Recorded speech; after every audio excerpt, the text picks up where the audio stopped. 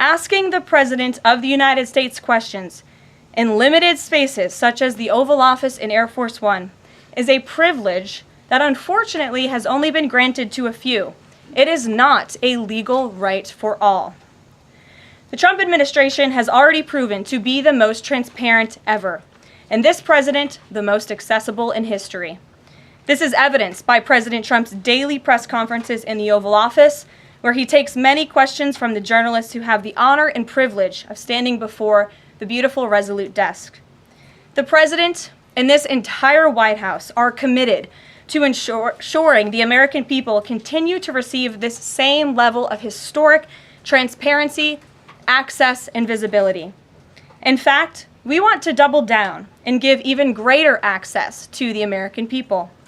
We want more outlets and new outlets to have a chance to take part in the press pool, to cover this administration's unprecedented achievements up close, front and center. As you all know, for decades, a group of DC-based journalists, the White House Correspondents Association, has long dictated which journalists get to ask questions of the President of the United States in these most intimate spaces. Not anymore. I am proud to announce that we are going to give the power back to the people who read your papers, who watch your television shows, and who listen to your radio stations. Moving forward, the White House press pool will be determined by the White House press team.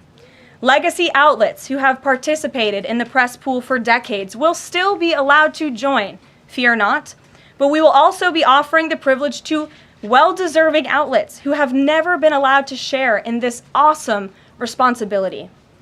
Just like we added a new media seat in this briefing room, legacy media outlets who have been here for years will still participate in the pool, but new voices are going to be welcomed in as well.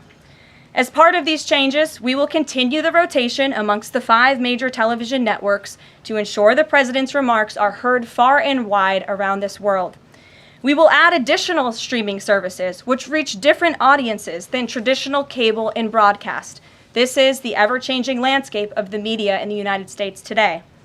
We will continue to rotate a print pooler who has the great responsibility of quickly transcribing the president's remarks and disseminating them to the rest of the world. And we will add outlets to the print pool rotation who have long been denied the privilege to partake in this experience, but are committed to covering this White House beat. We will continue to rotate a radio pooler and add other radio hosts who have been denied access, especially local radio hosts who serve as the heartbeat of our country. And we will add additional outlets and reporters who are well suited to cover the news of the day and ask substantive questions of the President of the United States, depending on the news he is making on that given day. This administration is shaking up Washington in more ways than one. That's what we were elected to do. As I have said since the first day behind this podium, it's beyond time that the White House press operation reflects the media habits of the American people in 2025, not 1925. A select group of DC-based journalists should no longer have a monopoly over the privilege of press access at the White House. All journalists, outlets, and voices deserve a seat at this highly coveted table.